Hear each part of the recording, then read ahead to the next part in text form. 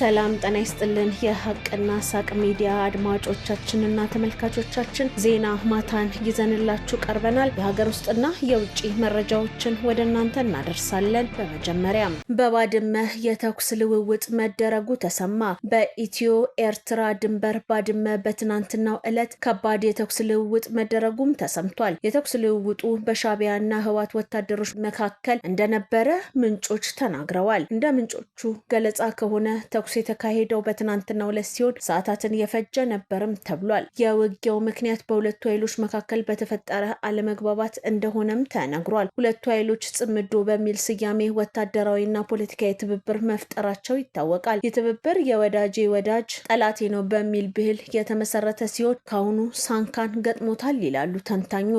የአሁኑ አለመግባባትና ወደ ተኩስ እንዲያመሩ ያደረጋቸው ደግሞ በሁለቱ ኃይሎች መካከል ያለው የማይታረቅ ፍላጎት መሆኑም ተጠቁሟል። ሻዕቢያ ህወሓት ከራሱ ፍቃድ ውጪ እንዳይሆን ስለሚፈልግ ጫና ማሳደሩ የተኩስ ልውውጥ መንስኤ ሆኗልም ተብሏል። ምንጮች እንደሚሉት ከሆነ በዚህ ተኩስ በህወሓት በኩል ከፍ ያለ ሰብአዊ ኪሳራ የደረሰ ሲሆን በሻዕቢያ በኩልም መጠነኛ የሚባል ጉዳት መድረሱም ታውቋል።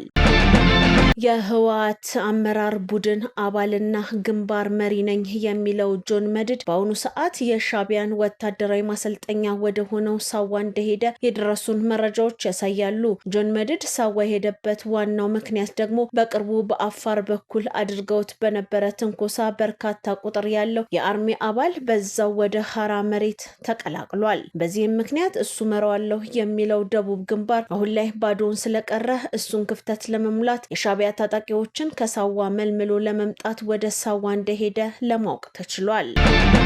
በኤርትራ የቤት ለቤት አፈሳ መጀመሩ ታወቀ። ኒውስ ላይን የተሰኘ መጽሔት ከሰሞኑ ኢትዮጵያና ኤርትራን የተመለከተ ሰፊ ትንታኔን ይዞም ወጥቷል። ኢሳያስ አፈወርቂም የኢትዮጵያን የውስጥ ትኩሳት በማቀጣጠል ተጣምዷል ሲልም ከሶታል። ዘገባው ኤርትራ በወጣት የሰራዊት እጥረት ተመታለች ያለ ሲሆን ባለፉት ሳምንታት በኤርትራ ከተሞች የቤት ለቤት አፈሳ እየተደረገ መሆኑንም ነው የጠቆመው። ጦርነቱ የሚጀመር ከሆነና ተጀምሮም የሚራዘም ከሆነ ኤርትራ ክፉኛ እንደምትጎዳ የጠቀሰው ዘገባው የኤርትራ ሰራዊት በአዛውንቶች የተሞላ ነው፣ ይህ ለሻዕቢያ ጭንቀትን የፈጠረ ጉዳይ ነውም ሲልም ያትታል። ከዚህ በተጨማሪ ከጂኦግራፊያዊ አቀማመጥ አኳያ ሻዕቢያ አሰብን የሚያጣበት ትልቅ እድል እንዳለም በመጥቀስ በትግራይ ክልል በ52 የግል ኮሌጆች ላይ ስረዛና የእገዳ ቅጣት ተጣለ። 43 ኮሌጆች ሙሉ በሙሉ እንዲሰረዙ ሲወሰን 9 ኮሌጆች የተጠየቁትን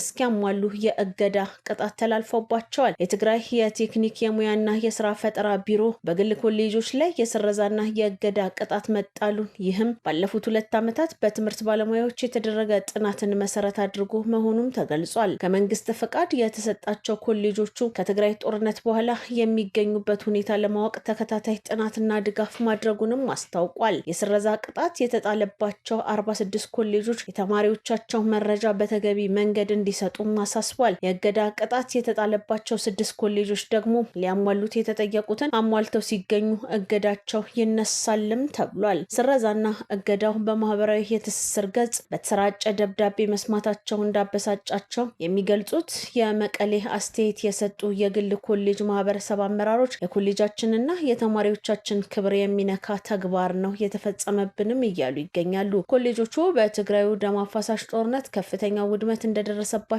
ክልሉ የሚመለከተው አካልና የኢፌዴሪ ትምህርት ሚኒስቴር ያውቃል። በእንደዚህ አይነት ሁኔታ ያለፉ የትምህርት ተቋማት መደገፍ እንጂ ማገድና መሰረዝ አይገባም ሲሉም ተቃውመዋል።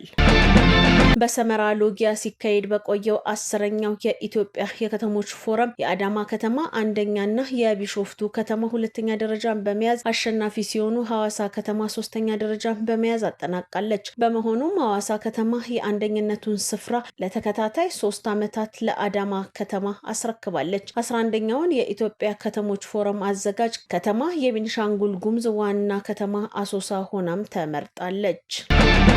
ኢትዮጵያ ከሩሲያው አልሙኒየም አምራች ኩባንያ ጋር የ$1 ቢሊዮን የውል ስምምነት ፈጸመች።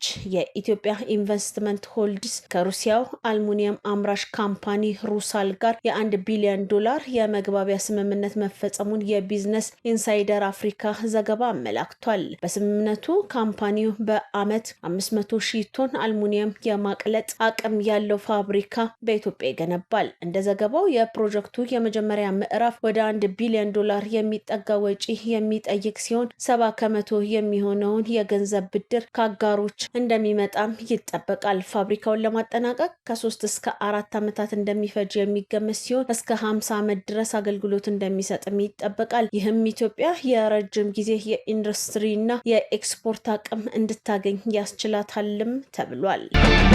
ኢትዮጵያ ወደ ብልጽግና የምታደርገውን ጉዞ በማፋጠን ከተሞቻችን ከፍተኛ ሚና ናቸው ሲሉ ምክትል ጠቅላይ ሚኒስትር ተመስገን ጥሩነህ ገለጹ። ምክትል ጠቅላይ ሚኒስትር በመልእክታቸው በአፋር ክልል ሰመራ ሎጊያ ሲካሄድ የቆየውና ዛሬ በድምቀት የሚጠናቀቀው 10ኛው የኢትዮጵያ ከተሞች ፎረም የከተሞቻችንን የእድገት ጉዞና ተስፋ በግልጽ ያሳየ ነበርም ብለዋል። የመደመር መንግስት የኢትዮጵያ የስልጣኔ መሰረት የሆኑትን ከተሞቻችንን የብልጽግና ማሳያዎችና ማዕከላት አድርጎ ይመለከታቸዋል። በብልጽግና ማዕከልነታቸው የብዝሃ ዘርፍ ኢንዱስትሪ ማበቢያ ቦታዎች ሲሆኑ በብልጽግና ማሳየነታቸው ደግሞ የሁለንተናዊ የእድገት ጉዟችንና የክትመት ማዘመን ስራችን ወደ ገጠር እንዲሰፋ መሰረት እየሆኑ ይገኛሉ ብለዋል። በመዲናችን አዲስ አበባ የጀመርነው ከተሞችን ለብልጽግና ጉዞ የማመቻቸት እንቅስቃሴ ዛሬ ወደ አነስተኛ የገጠር ከተሞች እየደረሰ ነው። የገጠር ኮሪደር ዋና ዓላማው ገጠሩን በአስተዳደር በመሰረተ ልማትና በክትመት ስርዓት በማስተሳሰር ወደ ከተማነት ማሳደግ መሆኑንም ጠቁመዋል። በቀጣይ በከተሞቻችን የመኖሪያ ቤት እጥረትን በተለያዩ አማራጮች ማቃለል፣ ጽዳትና አረንጓዴ ልማትን የህዝብ ባህል ማድረግ፣ ሃይማኖታዊ፣ ባህላዊና ታሪካዊ ሀብቶቻችንን ወደ ቱሪዝም ሀብትነት መቀየር፣ ወጣቶችን በእውቀትና ክህሎት ለስራ ማብቃት ላይ ትኩረት ልንሰጥ ይገባልም ብለዋል። ለፎረሙ ስኬታማነት የበኩላችሁን አስተዋጽኦ ያደረጋችሁ ሁሉና በተለይም የከተማና መሰረተ ልማት ሚኒስቴርን፣ የአፋር ክልልና የሰመራ ሎጊያ ህዝብና አስተዳደርን በድጋሚ ማመስገን እፈልጋለሁ ሲሉም በማህበራዊ የትስስር ገጻቸው ላይ አጋርተዋል። ለሱዳን ግጭት ዓለም አቀፍ የተቀናጀ የተግባር ምላሽ ያስፈልጋል ሲሉ ዶክተር ወርቅነህ ገበየሁ ተናገሩ። የሱዳን ግጭት ዘላቂ መፍትሄ እንዲያገኝ ዓለም አቀፍ ማህበረሰብ የተቀናጀ ምላሽ እንዲሰጥ የምስራቅ አፍሪካ የልማት በየነ መንግስታት ባለስልጣን ኢጋድ ዶክተር ወርቅነህ ገበየሁ ጥሪ አቅርበዋል። የምስራቅ አፍሪካ የልማት በየነ መንግስታት ባለስልጣን ኢጋድ ያዘጋጀው ሁለተኛው የሱዳን የልዩ ልዑኮች ፎረም ዛሬ በጅቡቲ ተካሂዷል። በፎረሙ ላይ የኢጋድ ዋና ጸሐፊ ዶክተር ወርቅነህ ገበየሁ ቀጠናዊና ዓለም አቀፋዊ ተዋንያን ተሳትፈዋል። ፎረሙ በሱዳን ላለው ቀውስ የተቀናጀ መልስ መስጠት በሚቻልበት ሁኔታ ላይ ያተኮረ ነው። የኢጋድ ዋና ጸሐፊ ዶክተር ወርቅነህ ገበየሁ በፎረሙ መክፈቻ ላይ ባደረጉት ንግግር የሱዳን ሰላም በሱዳናውያን የሚመራ ቀጠናዊ ትብብር የተጋረጠበትና ዓለም በአንድ ድምጽ የሚደግፈው ሊሆን እንደሚገባም አመላክተዋል። በሱዳን ያለውን ግጭት ለማስቆም ንጹሃን ዜጎችን ለመጠበቅና የኢጋድ ቀጠናን የተረጋጋ ለማድረግ በቅንጅት መስራት እንደሚያስፈልግም ገልጸዋል። ዋና ጸሐፊው ኢጋድ ከአፍሪካ ህብረትና ዓለም አቀፍ አጋሮች ጋር በመሆን በሱዳን የተኩስ አቁም ስምምነት ላይ እንዲደርስ የሰብአዊ እርዳታ መተላለፊያ እንዲከፈትና ተአማኒነት ያለው የስልጣን ሽግግር እንዲኖር በቁርጠኝነት ይሰራልን ብለዋል። ኢጋድ ሱዳናውያንን በሀገራቸው ሰላምና ደህንነት እንዲረጋገጥ እንዲሁም ክብራቸው እንዲጠበቅ ያላቸውን መሻት እንዲሳካ አስፈላጊውን ድጋፍ እንደሚያደርግ በመረጃው አመላክቷል። በህንድ ውስጥ አንዲት ተማሪ መምህሯ 100 ቁጭ ብድግ እንድትሰራ ካስገድዷት በኋላ መሞቷ ተሰማ። የልጅቷ ወላጆች እንደተናገሩት ተማሪዋ የዘገየች በመሆኗ ቅጣት ተጥሎባት የትምህርት ቦርሷን ተሸክማ ቁጭ ብድግ እንድትሰራ ተገዳለች። የ13 ዓመቷ ልጅ ቁጭ ብድግ ከጨረሰች በኋላ የጀርባዋ ታችኛው ክፍል ላይ ከፍተኛ ህመም ተሰማት። ሁኔታዋ እየተባባሰ በመሄዱ በቤት ውስጥ ሕክምና ያስፈልጋት ጀመር። ትምህርት ቤት ተማሪዋ መጀመሪያ ላይ ናላሶፓራ ሆስፒታል ከገባች በኋላ ወደ ሙምባይ ተዘዋውራ ሕክምና ላይ ያለች ህይወቷ አልፏል ሲሉ የሀገሪቱ መገናኛ ብዙሃን ዘግበዋል። የሀቅና ሳቅ ሚዲያ አድማጮቻችንና ተመልካቾቻችን ዜና ማታ እየተከታተላችሁትን ይመስል ነበረ። በዝግጅቶቻችን እንደቀጠሉ ናቸው። ጥሩ ጊዜ ይሁንላችሁ።